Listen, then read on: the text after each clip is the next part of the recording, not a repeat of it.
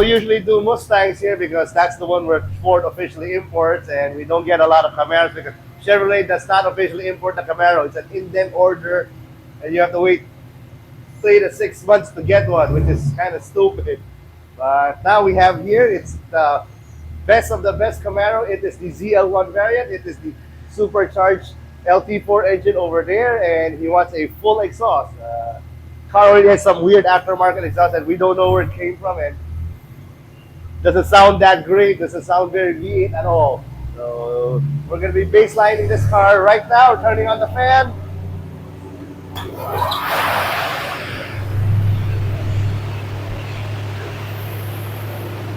This should definitely make a lot more power than the latest V8 Mustang.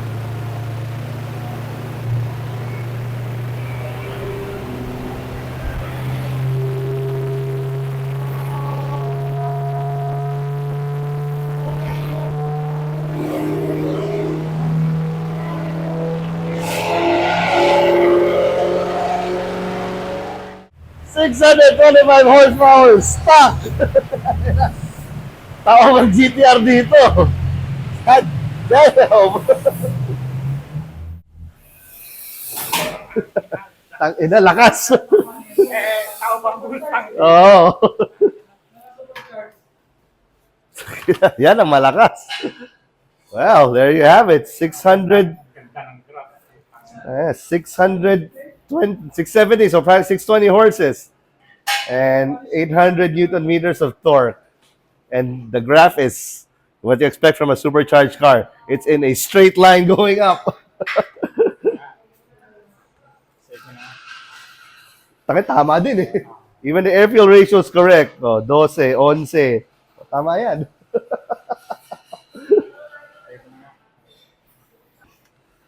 Well, we'll see how much more exhaust we'll do on this one. So what I can see so far when I crawled underneath is it has some H pipe, some unbranded muffler. We're going to be changing it to Borla. Then we do have a set of Camaro headers here, so we'll be installing that. See how much more power we get.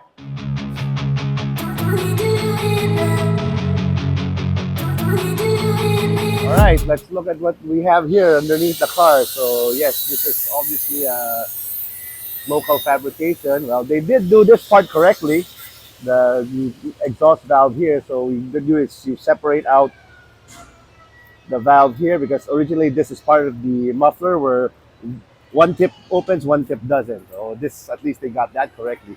Most likely they copied what we did. But this one is barely a muffler, so it doesn't really muffle anything that much. So it's gonna definitely be loud.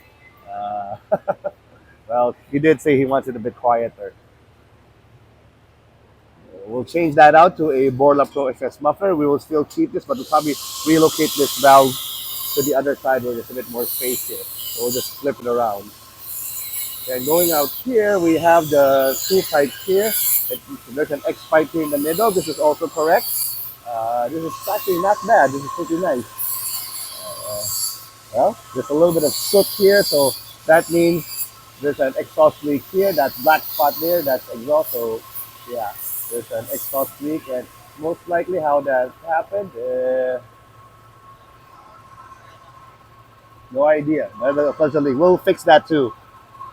And here we come. We have the stock header here. So the stock header's up there. We'll change it with a 4-1 long tube header. It cannot be 4-2-1. That's only for Honda. So we'll have the header all the way up to here. We'll have a catalytic converter here also, just to make sure that when you throw a check engine light, we'll have a high flow cat.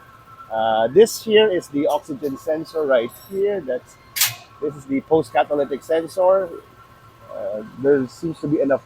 Yeah, there's enough wire to move that slightly down here, and we'll move the flexible pipe towards here also. So this one side, and that over there is the pre-cat oxygen sensor. That's what determines air fuel mixture. There's two of it, one here on the right, and there's another one there. It's hard to see, but it's somewhere there. It's a somewhere. No, there it is. There it is. Yeah, there you go. So pre-cat and post-cat. So same thing. This will go here. There's still enough wire that we can make it go here. and catalytic converter here. Flexible pipe moves somewhere a bit here by another 3 inches. My best guess estimate on this one, based on other V8s that we've done, headers alone are easily 20, maybe 25 horses more on this one. So, supercharged power, baby.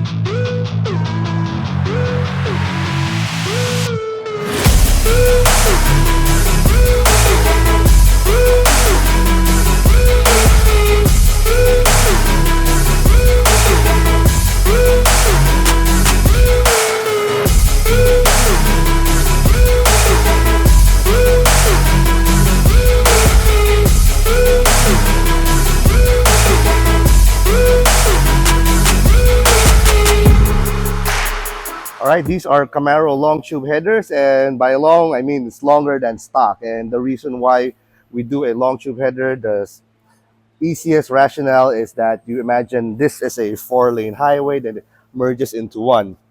As comparison, we have the stock header here. So think of it again, these runners are roads, and then you have, say this is the parking building. There's 4 exits that lead into one. Obviously, from here, you will see the choke point is here. This will back up here because this is the shortest runner here that goes out the fastest, and the result, all the cars will back up here. Then the next one is this one, and then this one. So what you want to happen with the header is that you want all of these exits as long and as equal as possible. So you evacuate all the cars pretty much all at the same time, and then you have a bigger collector here. So the road is wider. That's why you don't cause traffic. So, and this is our long tube header. So this last one here, okay. Stock one is only about that long. This last part here.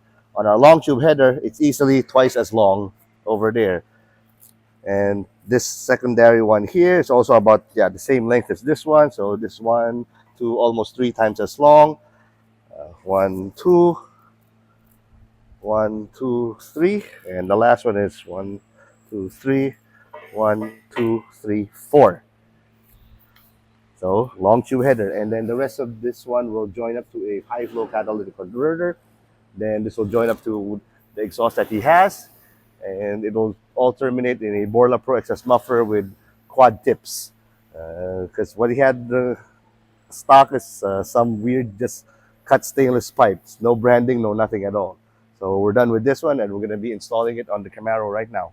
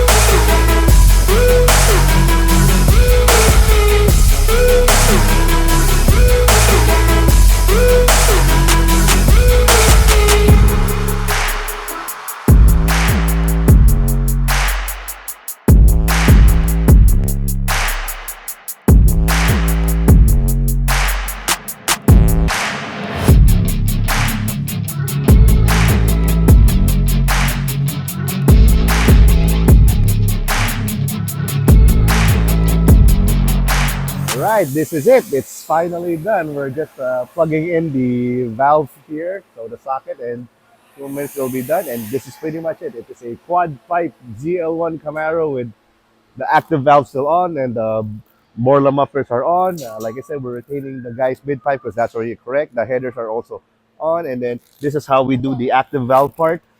So from here, it comes out here.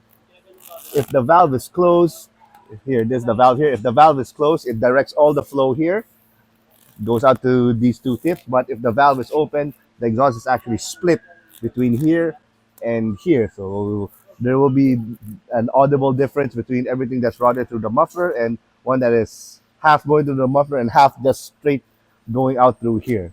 So yes, volume control will still work definitely.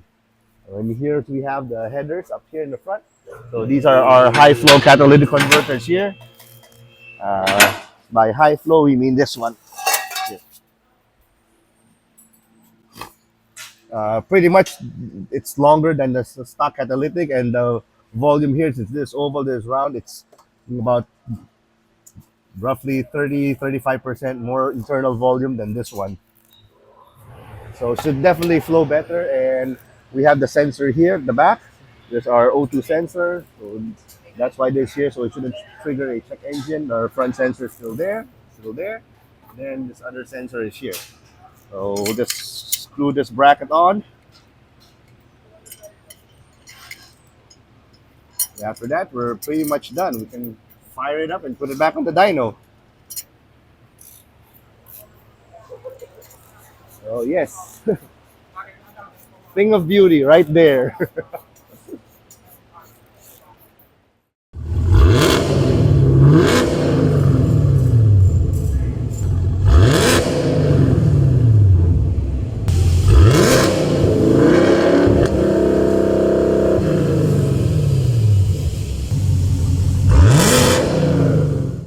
Well, it took a while, but I figured out where the exhaust modes are. It's actually over here.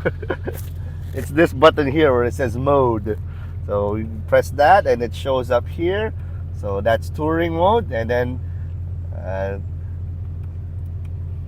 yeah, touring mode. So that's what it sounds like with the exhaust valve closed. If you do sport, there is an audible rasp, and if you do track mode, yeah, yep, there's different exhaust modes. It's raspier with the valve on, so yeah, it works.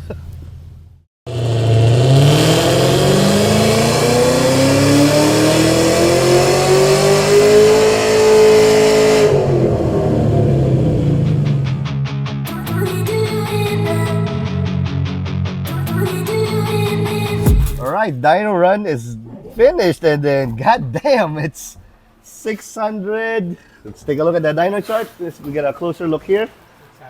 654. 654.